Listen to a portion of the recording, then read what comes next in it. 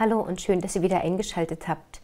Wir sind immer noch im Gespräch mit Andreas Popp und ihr fragt euch vielleicht genauso wie ich, wie schafft man das, wenn man sich tagtäglich bei Andreas seit nunmehr fast 20 Jahren in der Wissensmanufaktur mit gesellschaftlichen Themen beschäftigt, die eigentlich überhaupt keinen Grund zur Freude sind. Andreas, und du siehst trotzdem total glücklich aus. Du sitzt vor mir wie das blühende Leben. Müsstest du nicht eigentlich ganz tiefe Sorgenfalten und Zornesfalten haben, wenn du immer wieder in diesem Sumpf schwerer Themen dich beschäftigst? Wie machst du das, dass du nicht permanent verzweifelst, resignierst, frustrierst? Ja, also erstmal gibt es für mich keinen Grund, unglücklich zu sein, weil ich bin ja in einer Situation, in der es mir gut geht. Ich wache jeden Morgen auf und danke dem Schöpfer, dass es uns gut geht, dass ich so leben darf. Und wenn ich dann abends schlafen gehe, dann ist das ja quasi wie ein kleiner Tod. Dann bedanke ich mich für das schöne Leben. Mit anderen Worten, ich habe 365 Leben alleine im Jahr. Allein aufgrund dieser Tatsache kann man schon von der Reinkarnation überzeugt sein, was natürlich nicht damit gemeint ist, aber es ist tatsächlich eine Grundlage dafür. Und natürlich bin ich zornig, wenn ich mich mit bestimmten Themen auseinandersetze, und das muss ich auch sein, aber wir dürfen auch nie vergessen, dass wir es nicht annehmen müssen und wir uns auf uns selbst konzentrieren und uns fest erden und auch eine gewisse Lichtsehnsucht in uns haben, die Sehnsucht nämlich, uns aus diesem Moloch auch zu befreien, die große Chance zu erkennen, die wir haben. Das klingt sehr schön. Ist auch. Aber wenn ich mich jetzt als Mutter von einem kleinen Kind zum Beispiel betrachte und ich weiß durch die Recherche, die wir ja so machen, dass die blutigen Verteilungskriege in Europa, sagen wir mal so, in 50 Jahren beginnen werden. Also mein Nachwuchs wird damit aktiv konfrontiert werden, meine Enkel sowieso. Das ist ja etwas, was sehr angsteinflößend ist. Also mir persönlich macht es Angst und ich frage mich dann, wie schaffe ich das dann, mich von diesen negativen Angstgefühlen zu entkoppeln und auch von diesem Ohnmachtsgefühl, wenn man sehenden Auges dort ansteuert. Also, dass das Leben genießen und dankbar dafür zu sein, okay. Aber es nimmt mir nicht die Angst und auch nicht den Zorn, dass wir sehenden Auges wirklich diese Gesellschaft so an die Wand fahren. Also wie schaffst du das? Also ich glaube, das kann jeder schaffen. Man kann sich auch relativ positiv programmieren. Angst ist der schlechteste Ratgeber. Ja. Es ist ja nicht unbedingt die akute Problematik, die auftaucht, sondern die Angst vor dieser Problematik, dass sie auftaucht. Das heißt also, es ist schon ein Unterschied, ob ich verelende oder eine Verelendungsangst habe. Ja. Aber beides verursacht dieselben Symptome im Körper. Ja. Das heißt, es geht natürlich darum, auch zu erkennen, dass wir hier keine Opfer sind, wenn wir hier letztendlich in dieser Welt leben müssen, sondern dass wir uns jeder unser Schicksal auch selber zurechtgemeißelt haben und wir dankbar sein dürfen für diese Chance, dieses Schicksal zu meistern. Und wenn wir es meistern wollen, dann kann es nicht sein, indem wir uns jetzt in Ängste verfallen lassen und deprimieren, sondern das kann nur heißen, dass wir diese Herausforderung annehmen. Und ich bin fester Überzeugung, dass wir keine Herausforderungen angetragen bekommen, die wir nicht bewältigen können. Es kann sein, dass wir an die Grenzen müssen, aber von niemandem wird mehr abverlangt, als er überhaupt zu bewältigen in der Lage ist. Und diese Karma-Lehre, die dahinter steht, diese Wechselwirkung, wenn man Disteln sät, dann kann man keinen Mais ernten. Und wenn man Gutes tut, kommt nichts Schlechtes zurück. Und wenn man Schlechtes tut, kommt nichts Gutes zurück. Also das heißt, mit gutem Beispiel voranzugehen, für sich selbst, nicht verzweifeln, vor allem sich nicht in die Dinge zu sehr reinzusteigern, die man nicht direkt verändern kann, sondern sich auf die Dinge konzentrieren, in seinem Rahmen, die man verändern kann. Wir sind ja dermaßen gemüllt mit dem täglichen Problem in der gesamten Welt. Wir hätten uns vor 300 Jahren niemals damit beschäftigt, was in Südamerika los ist oder wenn in Indien irgendwo ein Staudamm gebrochen ist oder irgendwo ein Erdbeben war, weil wir es gar nicht gewusst hätten. Wir haben ja heute in einer Tageszeitung mehr Informationen, als man vor 200 Jahren in einem ganzen Leben erfuhr, in seinem kleinen Umfeld, in dem man sich bewegte. Dazu ist der Körper nicht in der Lage, das zu verkraften. Und wir werden einfach überfordert mit diesen vielen Eindrücken, die wir haben. Und davon muss man sich dann auch ein Stück weit frei halten und auch zu sich selbst finden. Nicht alles mitnehmen, was angeboten wird, auch nicht an schlechten Informationen. Die Zeitung einfach nicht lesen, die Nachrichten einfach auszulassen, sondern sich nur auf die wesentlichen Dinge konzentrieren. Okay, ich habe gerade mal eine Kritik gelesen über das positive Denken. Ich möchte dich nicht falsch verstehen, aber ich entnehme, dass es eine klare Liebeserklärung ist an das positive Lebensgefühl, das positive Denken. Ja. Ich verkürze jetzt nur. Ja, ist okay. Und da wurde nämlich gerade kritisiert, das positive Denken hat uns auch in die Probleme hineinmanövriert, in denen wir uns jetzt befinden. Das heißt, ich sehe die Welt positiv, bedeutet, ich blende das Schlechte aus. Damit muss ich mich jetzt nicht mehr beschäftigen, weil ich jetzt das positiv nehme und die Dinge so akzeptiere, wie der Ist-Zustand ist. Was aber verhindert, dass ich mit kritischem, ängstlichem Blick die Missstände betrachte und mir wünsche, ich möchte sie verändern. Wie kriege ich das unter einen Hut? Du sprichst von positiv und nennst das Wort auch schlecht und gut dabei. Also es geht hier so ein bisschen um dieses Gut und Böse. Na, das sind die Begrifflichkeiten, mit denen wir so Lifestyle-mäßig und auch hantieren. Und das sind die Begriffe, die ich bei mir abgeschafft habe. Es gibt nicht Gut und Böse für mich, sondern richtig und falsch. Okay. Und bei richtig und falsch komme ich plötzlich an eine ganz sachliche Ebene, die hervorragend auch zur Spiritualität passt. Dass wir eben halt auf die sachliche Ebene heruntergehen und sagen, okay, wie ist die Schöpfungsstruktur, die Schöpfungsarchitektur aufgebaut? Ich war vor vielen Jahren genau in derselben Situation und war mehr oder weniger ein Spielball auch meiner Gefühle, war auch ein Spielball dieser vielen Informationen, die ich nicht verarbeiten konnte, weil ich sie nirgendwo einbauen konnte in ein Gerüst, in eine Struktur der Schöpfung.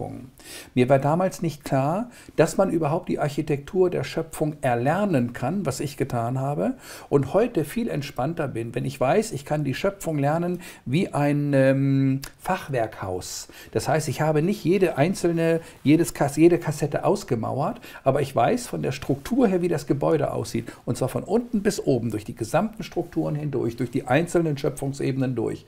Das reicht, um so einen Überblick zu bekommen, um erst einmal zu wissen, wie die Statik ist. Wenn ich jetzt anfange, das Ding über mein Leben weiter auszubauen, dann bekomme ich natürlich immer mehr Informationen und erkenne die Klarheit auch. Und das wird immer deutlicher, das Bild. Aber diese erste Struktur, die man sich anarbeiten kann, reicht aus meiner Sicht aus, um sofort zu erkennen, ist etwas richtig oder ist es falsch. Und wenn etwas falsch ist und ich kann es nicht ändern, dann muss ich es eben hinnehmen. Nicht als böse bezeichnen oder als gut bezeichnen, sondern ich muss es dann hinnehmen, es sei denn, ich kann etwas ändern. Wenn wir erkennen, dass jeder für sich selbst in der Eigenverantwortung ist, dann bedeutet das, dass er die Eigenverantwortung auch übernehmen muss für sich.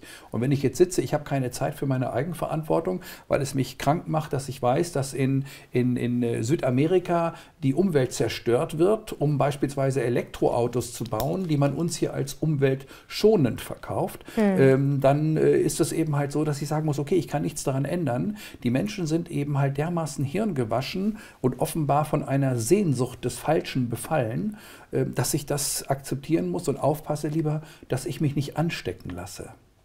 Okay, ja, jetzt verstehe ich es langsam besser. Aber woher hast denn du diesen Input bekommen? Wer hat dir denn diese Offenbarung zuteil werden lassen? Ja, ich habe vor nicht langer Zeit, vor einigen Jahren, mich mit 3 Büchern auseinandergesetzt. Einige zucken jetzt zusammen, weil ich das schon öfters gesagt habe.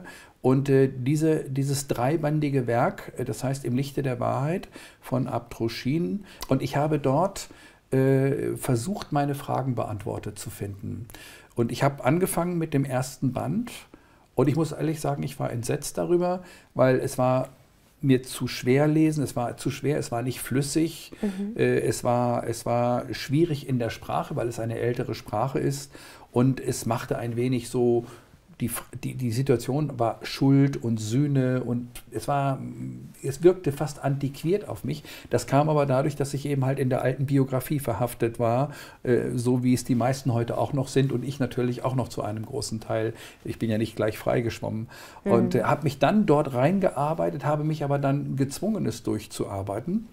Und da werden viele Dogmen wirklich gesprengt. Und das ist schwer, es ist ein Studium, kein genüssliches Lesen am Anfang. Und dann habe ich irgendwann die Situation erfahren, dass ich nicht mehr rauskam. Und ich wollte das weiter lernen. Und heute habe ich auch anhand der Peripherie-Schriften, die es dazu gibt, einen Überblick bekommen, der mein Leben nicht nur extrem umgeschaltet hat, sondern ich habe keine Fragen mehr. Was hast du dir denn für Fragen gestellt oder welche wolltest du beantwortet haben mit der Lektüre und welche Dogmen wurden denn da gesprengt?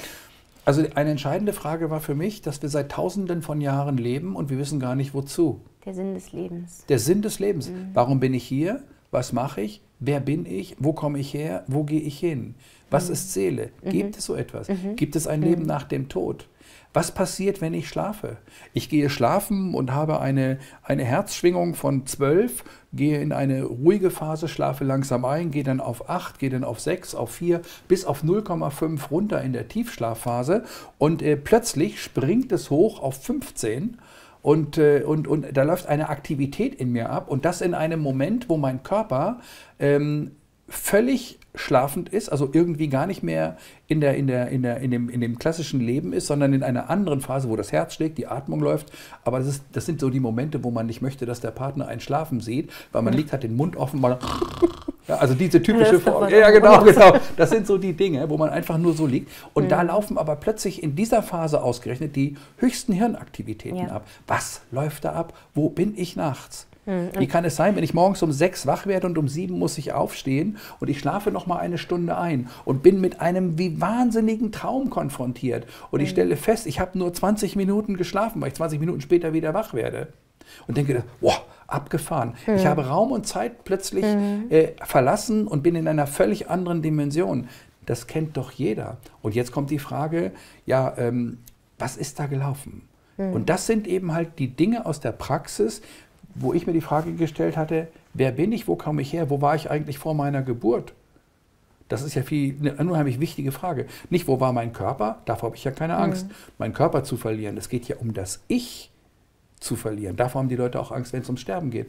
Und so habe ich dann irgendwann mich an diese Architektur herangewagt. Ich habe ehrlich gesagt vieles gesucht, die Lichtsehnsucht danach hatte ich schon lange, aber gefunden habe ich es erst da. Und ich weiß, viele können mit diesem dreibändigen Werk gar nichts anfangen und es ist mir auch nicht gleich, aber es ist okay, muss jeder für sich. Ich will auch niemanden missionieren. Ich habe genügend mit meinen eigenen Problemen und mit meinen Fehlstellungen zu tun, die ich gerade zu biegen habe, weil ich natürlich, und das ist schwierig bei diesen Büchern, feststelle plötzlich, wo die eigenen Probleme eigentlich liegen. Du bist ja ein Mensch, der es gewöhnt ist, sehr straight zu denken. Also du bist jemand, der gut analysiert, du denkst wissenschaftlich. Was ist passiert in deinem Leben oder ist etwas passiert? Ist es vielleicht ein höheres Maß an Weisheit, was man bekommt, dass man sich irgendwann anfängt, von der reinen Verstandesleistung, also das analytische Denken, abzukoppeln und seinen Geist zu benutzen oder die Seele, um sich solchen Themen zu öffnen? Denn ich denke, das ist das, woran alle scheitern. Du hörst Reinkarnation, oh, unseriös, nee, da will ich jetzt gar nichts zu tun haben, das ist so unwissenschaftlich, weil unser Verstand eben dafür kein Konzept hat. Wir können das auch nicht messen, wir können das nicht beweisen, wir haben keine Gerätschaften, um Experimente zu reproduzieren, was dieses Thema betrifft, obwohl es seriöse Wissenschaftler gibt, die sich dem Thema angenommen haben. Na klar. Aber wir haben ja nicht nur unseren Verstand. Du hast mal das so schön gesagt, der Verstand ist ein Werkzeug, dem wir uns bedienen können, aber wir haben eben auch bedienen müssen, der ist auch wichtig, der Verstand. Ja, selbstverständlich, aber wir dürfen uns darauf niemals reduzieren lassen. Nein. Aber das haben wir verlernt, oder? Dieses Bedienen auch der Seele oder des Geistes. Und alles, was wir tun, ist Verstandesleistung. Ein Verstand braucht einen Führer oder besser gesagt, um das Wort Führer zu vermeiden, hier in Deutschland, er braucht einen Aufsichtsrat. Jemand, der dafür verantwortlich ist, auch zu steuern, was dieser Verstand macht. Wenn aber irgendwann das Werkzeug die Macht hat über den Geist, wir sehen das an dieser sogenannten künstlichen Intelligenz, die da gerade auf uns zukommt. Das heißt, wir sehen hier, wie diese Endzeit immer größer wird, wie wir mit Vollgas gegen eine Wand fahren und wir uns selbst aufgegeben haben, weil wir tatsächlich glauben, dass wir im Rahmen dieser, ich nenne es mal, anthropozentrischen Hybris, also die Überheblichkeit des Menschen, sich als Endprodukt der Evolution anzusehen, und die Wissenschaft mittlerweile in eine völlige Absurdität abgedriftet ist, zu versuchen, alles in eine Formel hineinzudrängen. Also die Wissenschaft, die uns nicht Wissenschaft und hilft beispielsweise in unserem Leben mit bestimmten Dingen wie Hebelwirkung oder sonstigen Dingen, zum Beispiel das Leben zu erleichtern, sondern die aus ihrer eigenen Struktur heraus ausgebrochen ist und sich hochgeschwungen hat in ihrer Hybris, uns zu erklären, wo kommen wir her, wo gehen wir hin. Die Wissenschaft ist dafür nicht nur nicht geeignet, weil das hat was mit den Schöpfungsstrukturen und den Schöpfungsgesetzen zu tun. Und aus diesem Grunde ist es absurd, dass eine Wissenschaft die Frage stellt, wer sind wir, wo gehen wir hin und wo kommen wir her und es gibt Reinkarnation oder es gibt keinen Tod oder sonst etwas. Dazu ist die gar nicht in der Lage. ein kleines Beispiel, ein kurzer Exkurs, um mal zu zeigen, dass Wissenschaft oder Verstandesleistung sogar kontraproduktiv wirken kann. Vielleicht ist dir das Buch Die Suche nach dem verlorenen Glück ein Begriff. Eine französischstämmige Amerikanerin ist ins Amazonasgebiet gereist und hat dort ein indigenes Volk besucht und hat beobachtet, wie gehen die mit ihren Kindern um. Ja. Und ihre Erfahrungen waren dann überwältigend. Sie hat gesehen, dass dort eben eine perfekte Harmonie zwischen Eltern und Kindern existiert, eigentlich quasi gewaltfreie Erziehung und sehr liebevoll. Und trotzdem haben die Kinder ihren Eltern blind vertraut und hatten Respekt und so weiter. Ja.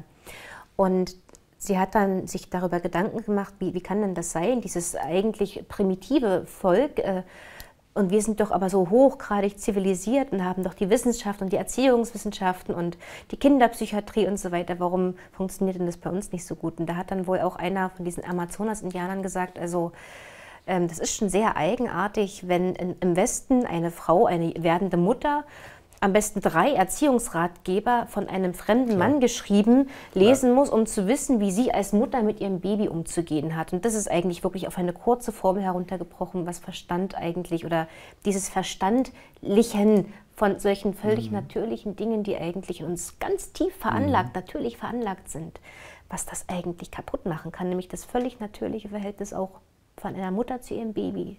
Damit wird die Eitelkeit stimuliert. Eine Mutter, die heute ja nicht arbeitet, sondern bei ihrem Kind ist. Und das ist die schwerste Arbeit, die ein Mensch überhaupt haben kann. Für mich ist die Mutter einer der, das habe ich natürlich durch Eva auch viel gelernt und auch verstanden. Ich habe mich wirklich auseinandergesetzt mit dieser Thematik des Stillens, mit der Thematik, mag man kaum glauben als Mann, aber ich habe mich damit wirklich auseinandergesetzt. Und ich habe mich auch auseinandergesetzt mit der Mutter-Kind-Bindung und Mutter-Kind-Beziehung, weil das für mich unglaublich interessant war. Also Eva und ich, wir stimulieren uns da wirklich gegenseitig extrem, weil sie aus einer Welt kommt und ich aus einer anderen Welt kommt und wir da jetzt ergänzen. Ja, wir haben wir flechten einen Zopf von einem Portfolio, was unglaublich groß ist, und das bringt uns beide extrem nach vorne. Und also für mich ist es zum Beispiel so, dass wir heute Kinder eben halt in Kinderhorte abgeben. In keiner Natur gibt es das, bei keinem Tier gibt es das. Wenn ich einer Mutterkatze oder einem Mutterhund oder sonst irgendjemanden oder einer Löwin ein Kind wegnehmen würde, die würde ihr Kind mit dem Leben verteidigen. Ja. Und bei uns stehen die Frauen mit ihren Kindern Schlange bei einer Kita und fordern, dass sie ihr Kind dort lagern dürfen, entlagern oder zwischenlagern dürfen, damit sie einen sinnlosen Job irgendwo machen können, mit dem sie oft weniger verdienen, als das, was sie hätten, wenn sie zu Hause bleiben würden und würden das Geld zum Beispiel auch zu Hause bekommen. Das heißt, wir haben ja völlig andere Anreize. Daran erkennt man, wie verkommen diese Welt ist. Diese Welt ist ja völlig verkommen. Und das ist das, was wir unter der modernen Welt verstehen, weil wir in der ehemaligen Zeiten, vor tausenden Jahren, waren die Menschen noch verbunden mit der Natur, mit den Wesenhaften der Natur. Die waren in der Lage zu erkennen, welche sind die richtigen Kräuter, wie muss ich mich verhalten. Sie haben beispielsweise um Regen gebetet. Sie haben sich mit diesen ganzen Naturgesetzen und mit den Naturwesen in Verbindung gesetzt und haben gesagt, dein Wille geschehe. Und das war natürlich eine Demut, die da noch hinterstand. Und aus dieser Phase heraus musste dann durch die Zwangschristianisierung, das war gefährlich, weil das waren Menschen, die ja verbunden waren mit den Gesetzen der Natur. Und man hat diese Menschen entwurzelt durch Zwangschristianisierung, Kirchen, Religionen und so weiter. Das ist ja eins der Hauptprobleme, die wir immer wieder haben, dass dann diese Menschen entwurzelt werden. Die Hexenverbrennung, die man gemacht hat, das heißt also die Menschen, die mit den Naturwesen verbunden waren, wirklich im Einklang mit der Natur waren, haben natürlich diesem luziferischen Materialismus des Verstandes im Wege gestanden, mussten weggemacht worden. Und dadurch ist eine Lücke gerissen worden in dieser natürlichen Entwicklung, indem man diese Menschen alle ermordete im Mittelalter. Ja? Und dann hat man plötzlich wieder mit der Industrialisierung irgendwo oder kurz davor angefangen. Und jetzt ist dort eine Lücke und das war der Abriss. Und auf dieser Basis sind wir nun weiter, auf der Basis des mechanistischen Weltbildes von Newton und so weiter wird jetzt plötzlich gearbeitet. Und die ganzen Naturwesen, wenn ich heute jemandem erzähle, ich rede von Naturwesen, es gibt welche, die reden von Wichteln und so weiter und so fort, da zucken ja heute alle zusammen und sagen, sag mal, was raucht er eigentlich? Ist er jetzt völlig durchgedreht? Ja, und ich muss ganz ehrlich sagen, sagen, hätte mir das einer vor 10 Jahren noch gesagt, hätte ich dasselbe gedacht. Ich verstehe es. Ich bin immer noch klar bei Verstand. Ich bin kein bisschen abgedriftet, kein bisschen depressiv, auch nicht in irgendeiner Stimmung nach dem Motto, alle Zellen meines Körpers sind glücklich, halali. Das bin ich auch nicht, sondern ich bin ganz sachlich, vernünftig, komme zu Schlüssen und habe jetzt meinen Weg gefunden. Bin sehr, sehr glücklich darüber, auch meine sachlichen, wissenschaftlichen Arbeiten sauber und exakt und klar vor allem abzuarbeiten. Weil ich jetzt mein Fundament wiedergefunden habe. Die meisten Menschen sind entwurzelt und deshalb haben sie Angst. Ja, es ist noch etwas dazugekommen, etwas sehr Wertvolles bei dir, eine Einsicht oder ein Spüren oder ein Wissen, was dazugekommen ist, was ja all dein analytisches Denken und deine Bildung, die du dir angeeignet hast, die wird ja dadurch nur ergänzt. Und, und dann kann man es vielleicht sogar ganzheitlich miteinander gemeinschaftlich benutzen, also den Verstand anwenden auch auf Themen, die mit diesen Ursprüngen unseres Daseins zu tun haben. Also wenn man es jetzt zum Beispiel aus psychiatrischer Sicht betrachtet, könnte man sagen, der Mensch hat Jahrtausende lang in einem Naturzustand gelebt, in dem er auch an Reinkarnation fest geglaubt hat. Menschen wurden so bestattet in Embryonalstellung, dass man dachte, sie werden dann aus diesem roten Lehm wiedergeboren. Ja. Und aus psychiatrischer Sicht oder aus psychologischer Sicht haben sich ja Menschen viel zu schnell dann entwickelt. So schnell kommt der Geist überhaupt nicht hinterher. Wir leben jetzt in einer Welt, die eigentlich von unseren Ursprüngen so weit entwurzelt ist, dass es eigentlich noch eine zwingende Konsequenz ist, dass wir alle irgendwie psychische Probleme haben und die Psychiater und Psychologen Dauersprechstunden schieben müssen. Das merke ich im ganz normalen Leben. Wenn ich nach Kanada rüberfliege, beispielsweise von Europa nach Kanada, dann ist das eine Flugzeit von 7 Stunden nur. Ja. Und ich bin innerhalb von 7 Stunden in einem anderen Kontinent. Ja. Und dazwischen liegt der komplette Atlantik. Ja, das waren früher Monate, waren die Schiffe unterwegs dafür. Und ich bin da in 7 Stunden. Und ich merke noch, wie ich neben mir stehe, wenn ich in Halifax bin, wenn ich wirklich in mich hineinhorche. Und meine Seele, die braucht 1, 2 Tage, bis sie erst nachkommt. Ich spüre richtig, jetzt ist sie über England, jetzt ist sie über Island und jetzt langsam kommt sie hinterher. Ja, und es dauert fast noch ein bisschen, wenn man so sich reinfühlt, bis man wieder deckungsgleich ist, bis man wieder kongruent ist und die Seele wieder mitgekommen ist. Andere würden Jetlag sagen, oder? Ja, man kann es auch Jetlag nennen, ja, weil sich in Müdigkeit kann man das Ganze natürlich messen, aber man kann das auch anders interpretieren. Wenn du dir jetzt die Zeitgenossen anschaust, hier, du bist jetzt wieder in Deutschland, lebst ja das ganze Jahr über eigentlich permanent in Kanada. Klar. Du bist zu beneiden, wirklich dünn besiedeltes, wunderschöne Naturvielfalt. Dann kommst du hier mit dem Flugzeug an, steigst aus und dann wirst du erstmal torpediert mit einem negativen morphogenetischen Feld. Oder wie würdest du es bezeichnen, was dich dann hier so erdrückt? Naja, die Menschen sind hier natürlich, wenn wir wissen, dass die Gedankenformen sich addieren und dadurch diese morphogenetischen Felder erst entstehen. Wir können Gedanken nicht sichtbar machen, aber die Gedanken sind entgegen allen Annahmen eben nicht frei. Negative Gedanken addieren sich genauso wie positive Gedanken, weil sie zum Grobstofflichen gehören und nicht zu irgendeinem Feinstofflichen. Und das ist eine ganz bewusste Art. Grobstofflich, feinstofflich, geistig sind Arten und die sind unterschiedlich. Die sind nicht irgendwie schwimmend, dass es von einem zum anderen zum nächsten geht und das ist nur eine kleine Grenze, sondern es sind völlig unterschiedliche Arten. Und wenn wir wissen, dass eben halt diese Gedankengänge sich nach außen tragen, wenn man Maschinen bauen könnte, was man nicht kann, aber vielleicht kann man es irgendwann, dann könnte man die Gedankenformen sehen. Frühere Kulturen konnten das. In China war das ganz oft, wo man dann davon sprach. Und andere Gedankengänge dieser selben Art sich dann eben halt treffen. Und es gibt die Anziehung der Gleichart. Und jetzt entsteht eine Stimmung in einem Raum. Wir kennen das doch alle, wenn wir in einem Raum sind, wo alle fröhlich sind, wo alle glücklich sind. Dann gehe ich rein und bin heiter. Und dann gehe ich ins Arbeitsamt beispielsweise in irgendeinem Gang und ich kann kaum atmen, weil ich spüre, wie furchtbar das alles ist, weil dort so viele negative Gedanken sich ausstrahlen. Das sind die ganz wesentlichen Elemente. Jetzt habe ich irgendwie vergessen, was ich eigentlich sagen wollte. Was war denn die Frage nochmal? Ob es dieses morphogenetische negative Feld ist, wenn du hier in Deutschland ankommst. So, ja. Also was es ist, was dich dann so fertig macht. Das war's. Und ich sage, ja, dieses morphogenetische Feld findet man hier natürlich. Speziell Europa befindet sich gerade in einer Wechselwirkung ihrer eigenen Fehlkolonialisierungen, die sie über hunderte von Jahren durchgezogen hat. Das ist ja eins der Themen, welches Eva in ihrem Buch Blutgericht Europa auch ganz deutlich beschreibt. Das ist nicht nur einfach eine historische Abarbeitung der europäischen Situation, sondern eine europäische Analyse auf der Basis der Quellen, die auch die Mainstream-Historiker nutzen, auf denselben aber auf derselben Grundlage, aber mit einem völlig anderen Sichtwinkel, mit einer völlig anderen Perspektive, nämlich eine Etage höher. Nicht abgerichtet. Und da lernt man übrigens auch, wie schon Geschichte manipuliert wurde, damals schon zur Zeit Karls des Großen zum Beispiel. Das ist ein ganz wichtiger Prozess. Da geht es nicht um irgendein Gedankenspiel, sondern um den Zusammenhang, den man erkennen kann.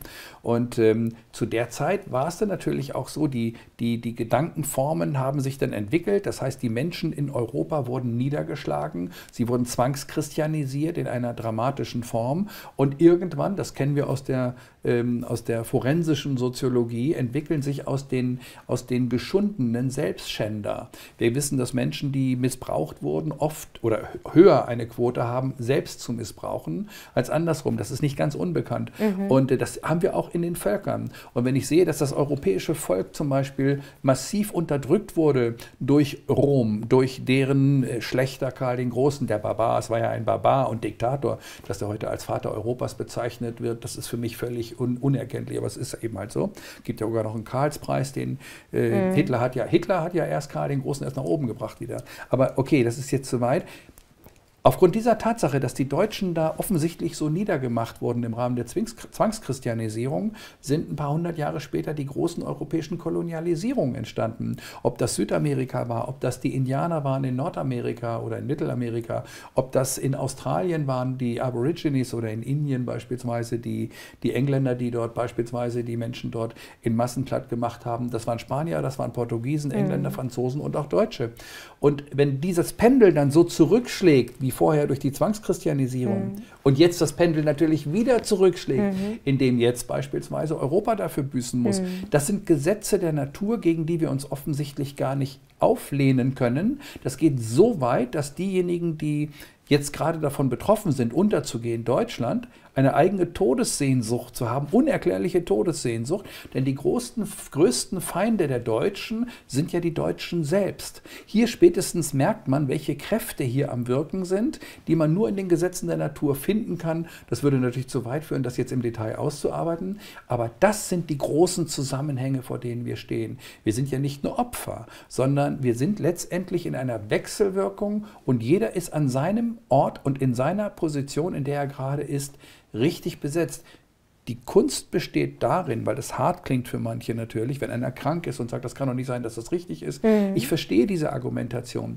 Wenn man aber diese Zusammenhänge versucht, einfach mal unter diesen Gesichtspunkten zu beleuchten, bekommt das Ganze eine völlig andere Grundlage, ein anderes Fundament und plötzlich kann man sogar dankbar dafür werden für Schicksalsschläge, weil man weiß, dass man damit unglaublich viel an Karma abbaut.